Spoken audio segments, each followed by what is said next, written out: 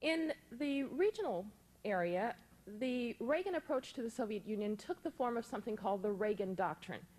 And basically, this was a kind of loose policy that suggested that the United States should challenge the Soviet Union in regional conflicts where the Soviet Union was supporting anti-Western rebels or anti-Western governments. And in fact, it had as diverse members as Yunus Savimbi in Angola,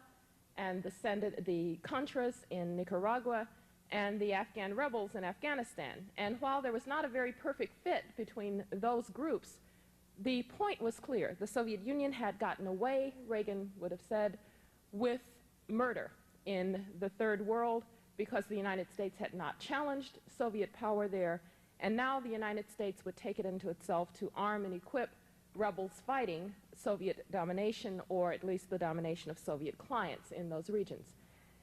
The one area where that policy can be judged to have been successful was Afghanistan, where Soviet troops began to leave last week, and where I think an argument can be made that it was, in fact, in part at least, the American decision to equip the Afghan rebels with real military firepower and to support Pakistan in its policy of giving safe haven and logistics supply routes to the Afghan rebels that eventually turned the tide of that war. And by turning the tide of that war, I mean that for the Soviet Union, they were facing a circumstance